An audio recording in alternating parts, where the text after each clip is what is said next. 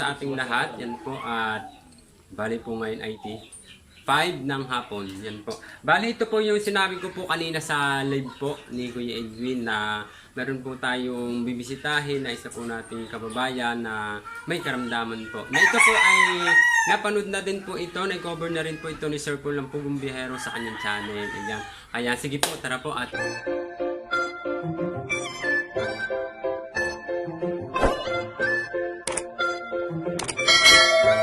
familiar sa inyo itong terrace na ito, no? Yung nagpunta dito si Sir Paul tsaka si MJTV. Ngayon, dito po, tao po. Hello po, Ate Ana, magandang hapon po. Magandang hapon din po. Ayun po, si Ate Ana po yung siguro po nakatan niyo po yun sa aking social media account, sa aking Facebook, sa aking Facebook account na nandun po yung details. Ayun po at siya po ay lumugod at umatig po na lumapit po dahil po ito, ano ang sakit nito? Epileptic at cerebral palsy po. Epileptic. Cerebral palsy. Oh, ilan taon na nga po kami? Ano po, magpi-15 po ngayon ako. 15 yun po. Ito pong kalong po ni Ate Ana, siya po ay PWD nga ano. Oo. 15 years old na po siya. Pero siya po ay baby pa. Yun po. At yun nga pong kinalulungkot nga po meron po siyang anak pang garnet. Tapos po isinugod pa po siya sa ospital at gawa po ng kanyang mata. Dahil po ay may tendency po na mabulag po kung hindi po kaagarang Ma-opera. maopera. Ano po? Ano pong diagnose ng doktor? Ano po, ang diagnose po sa akin eh, buot ay katarata po. Butay katarata. Sa pinakaloob na ng lens yun, ano? Opo. Ano yun, history? History na. History, mana-mana, ano? Ano po, gawa yung kinabulag po, ang kinabulag ng aking lolo. Ano ngayon sinong mga nalalapitan mo na tumutulong? May tumutulong na sa iyo? Oh, mayroon na din po ng mga tulong po sa akin. Thank you, ano?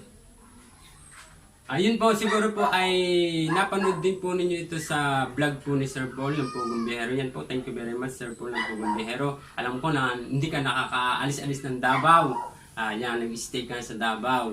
Ito yung isa sa tinulungan po ninyo, si Ate Marie, na may anak po na PWD, na naalagaan niya ng ayos, pero ngayon, and then ngayong time ay may kinakaharap po siyang pagsubok ulit sa kanyang buhay, yung sa kanyang pong mata.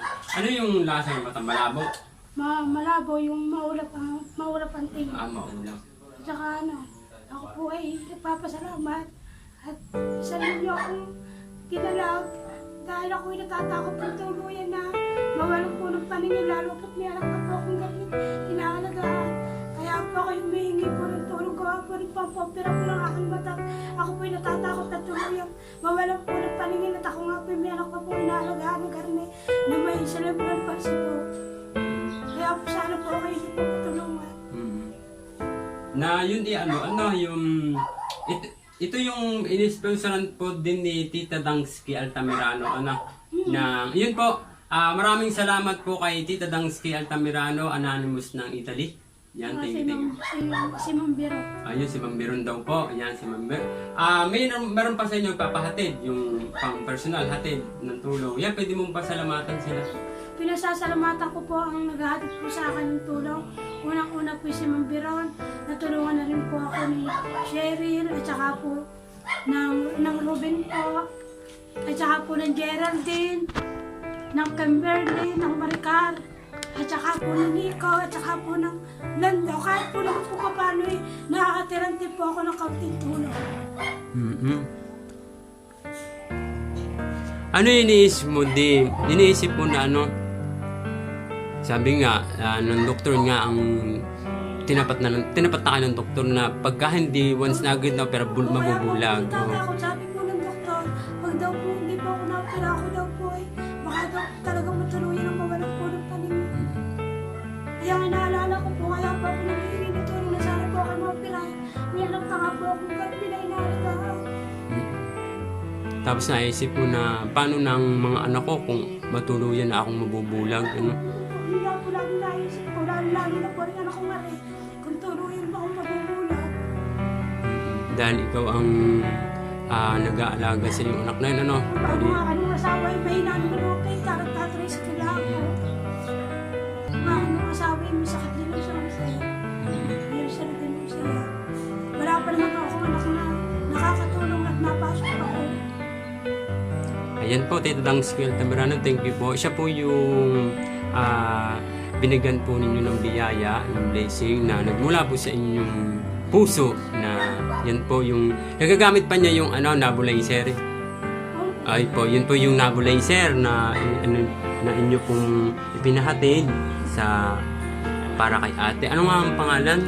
Ay, Patricia po. Ayun, Patricia, ano? Oo nga, parang baby pa siya, ano? Mahirap din po ng pagpapakain dito. Gawa ng biniblender pa po, ginigil. Pagkain. Kailan ulit ang iyong schedule? Babalik po ako ng Friday. Friday? Bukas. Bukas. Saan yun? Isang ospital? Batangas. Batangas. Original, ano? O sabi nga lahat ng tao ay may pagsubok, ano? Yung, yun ay hindi ibinibigay sa atin ng mahal na Panginoon kung hindi malalampasan, ano? Kaya laging kapit lang at magdasal lagi sa ating mahal na Panginoon. Sana po ako'y matulungan. At diwan ko ng aking anak namin. At ako bilang anak namin, ako pinatanak. Ikaw pinahawa sa bata mo. Wala rin pong mag-aalagat ang akin po. Dalawang anak ko inapasok pa rin po. Wala akong mag-aalaga po ako tuloy. Kawawalan po ng panin. Dahil sa pagsubok na kanyang kinakaharap ni Ate Ana, hindi pa rin mawala sa isipan niya ang mag-alala sa kanyang anak. Paano na pagtuluyan na nga siyang nabulag? Sino na ang aagapay at mag-aaruga sa kanyang anak na may sakit din na si Patricia na isang PWD? Tagos sa puso ni Ate Ana ang pag-alala niya sa kanyang anak dahil sa kinakaharap niya ang pagsubok sa kanyang sakit. At dingid, karapat-dapat na siya ay maoperahan ang kanyang mga mata para tuluyan ng makamit niya ang kagalingan para sa kanyang sarili at sa kanyang mga anak. Ang ako pong pasasalamatan po pati po ang aking kapatid na ako pinatutulungan sa pag-aalaga po din. Tsaka nga po yun, nung naghahatid po sa akin ng tulong, si Ma'am Biron nga po, si Ma'am Dansky, yan po, sila Geraldine, Tamberle, tsaka si Cheryl po, Ruben, Nico, Maricat, pati po ang mga kapatid ko. Ako pinatutulungan sa gawain bahay ko at malabo na nga po ang aking mata, nahihirapan po akong gumawa. Ayun po at ako po ay lubos ko din pong ipinahatid ang aking pong lubos na pasasalamat dun po sa mga personal na nagpahatid po ng tulong po para po kay Ate Ana, ano po. Tapos ito pong batang ito ay ginagamot pa rin po. Kaya maraming pong salamat. Ganun din po unang-una na po sa first to God. Yan, thank you very much po. Hindi po niya tayo pinapabayaan. Kaya sabi, kapitlaan tayo ng kapit. Saka pala ang gamot na lang po namin. Nagtatricycle lang po ang asawa ko. Dalawa po kami nagme-maintenance ng gamot. Danas ko din po at ako po isang naging tricycle driver din po ng napakatagal na panahon. Tiktikan po talaga ang pagkuha ng pasahero. Lalo na pa pag nag-uulan. Kaya sabi, pray lang at tibay ng loob.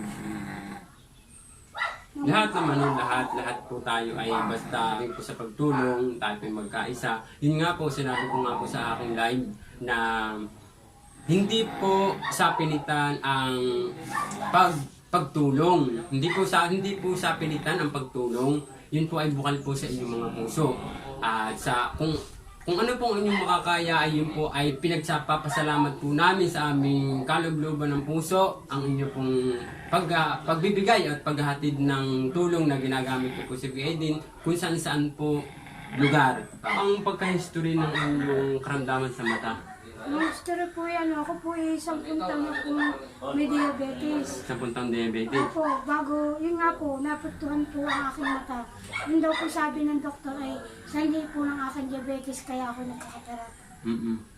Yun po ay kinamatay po ng aking ina, may lahi po kaming diabetes. Oo, history nga. Ano history? May diabetes. Mm-mm.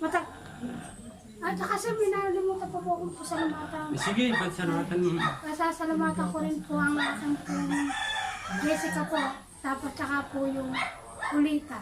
Mm. Gawa po kayo ng ng isang record book para po pag may hatid po sa inyo, nagpapaabot, isa-isa nyo pong maililista. Mhm. Ang history kasi may history na sa cancer, history ng diabetes. Ang lola. Bago sir, kasabi ng doktor, kaya daw umalinis ang aking mata. Ang akin daw ang katarata nasa loob ng mata. Oo, nasa loob ng lens yan. Oo, nasa loob, wala sa labas. Dahil dalawa daw po klase ng katarata, meron sa labas, meron sa loob. Kaya parang ang linis ng mata ko. Pero nasa loob po yung kanyang katarata. Nakakala mo hindi mo mapapansin na parang normal lang, pag nagsasalamin ka. Pero unti-unti nang kinakain ang duog ng lens ng iyong mata. Kasi yun nga, pray lang po kayo, huwag kumawala ng pag-asa para sa inyong mga anak. Ayun po, papasalamatan ko po ulit ang ating mga dating mga nag-sponsor. Ayan, at ako may dalang listahan. At ako may dalang listahan. Ayun, mega love shoutout. Thank you very much po, Titang Skill Tamirano. Thank you very much. Nagpa-sponsor po ng dati nung na blazer. Ayan, at maraming salamat din po kay Tita Esther P. D. Guzman. Kay Daddy Peter, yan, si Daddy Peter po yung mga nag-sponsor po sa amin. Yun po si Sir naman po, si Sir Paul naman po ang nagpahatid. Yan po, at may love shoutout po kay Ma'am Elsa Rago.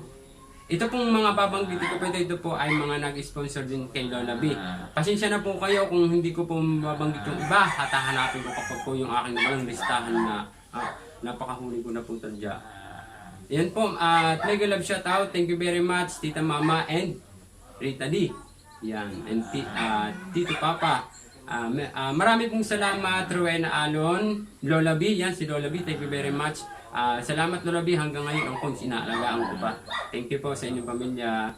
Betty Calizo, thank you very much po. Ann Asinas, Ate Dingding, Mami Niba.